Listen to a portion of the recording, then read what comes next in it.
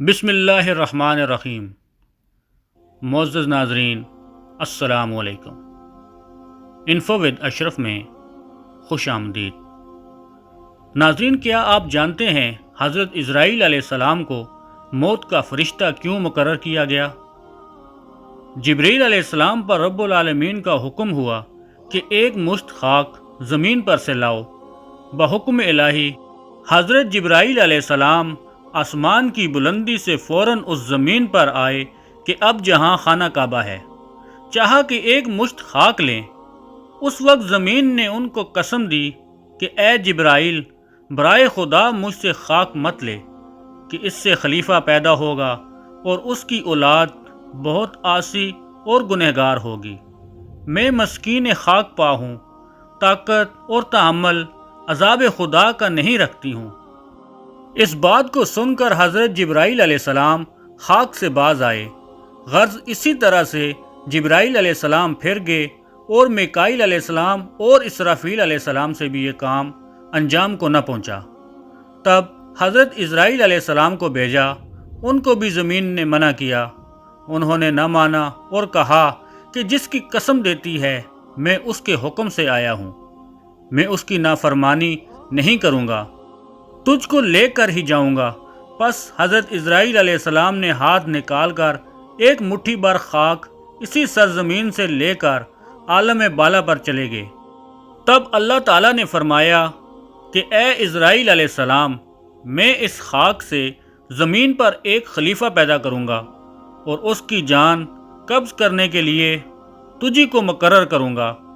تب حضرت اسرائیل علیہ السلام نے معذرت کی کہ یا رب، تیرے بندے مجھے دشمن جانیں گے۔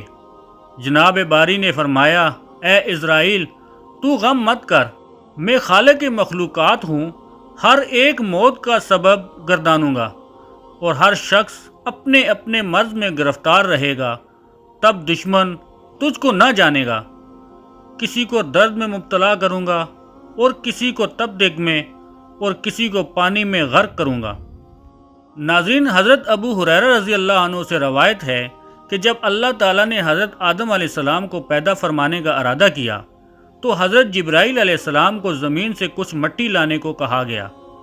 جب حضرت جبرائیل علیہ السلام مٹی لینے گئے تو زمین نے جبرائیل سے کہا، میں تجھے اس ذات کی قسم دیتی ہوں جس نے تجھے میرے پاس بھیجا، تم یہ مٹی نہ لے کر جاؤ، اس مٹی سے جو انسان بنے گا وہ فساد پھیلائے گا اور خون بہائے گا اور اس کو آگ میں جلنا پڑے گا۔ یہ سن کر حضرت جبرائیل علیہ السلام اللہ کی بارگاہ میں پہنچے تو اللہ نے دریافت کیا کہ مٹی کیوں نہیں لائے؟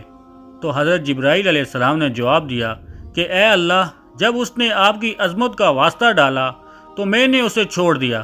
تو اللہ تعالیٰ نے حضرت اسرافیل علیہ السلام کو بھیجا اور اس کے ساتھ بھی یہی معاملہ ہوا۔ پھر میکائیل علیہ السلام کو بھیجا، ان کے ساتھ بھی یہی معاملہ ہوا، حتیٰ کہ ملک الموت حضرت اسرائیل علیہ السلام کو بھیجا گیا۔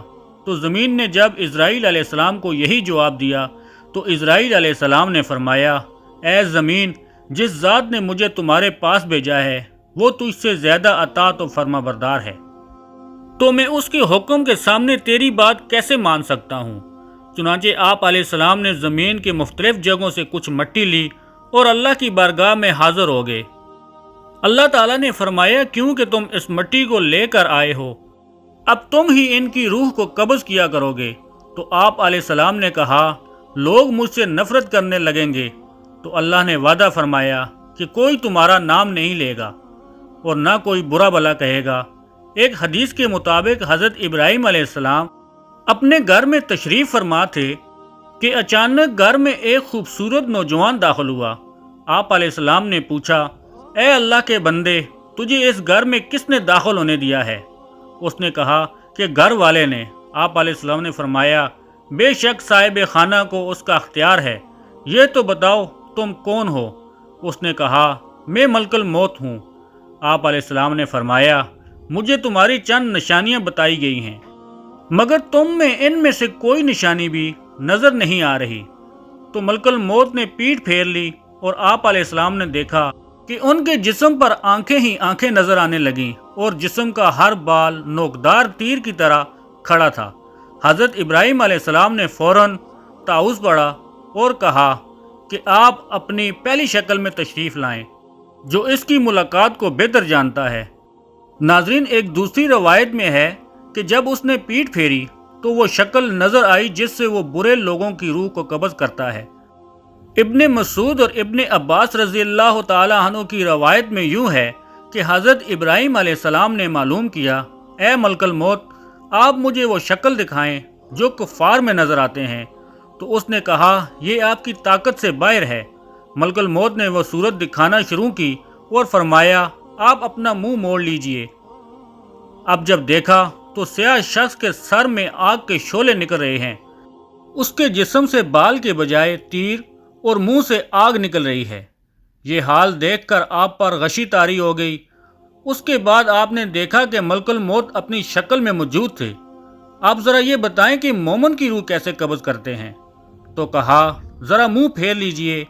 آپ علیہ السلام نے منہ پھیر کر دیکھا تو آپ کے سامنے ایک حسین نوجوان کھڑا تھا جس کے کپڑے سفید اور جسم مہک رہا تھا۔ آپ علیہ السلام نے منظر دیکھ کر فرمایا، اگر مومن کو آپ کے دیدار کی دولت ہی نصیب ہو جائے تو اس کے لیے یہی کافی ہے۔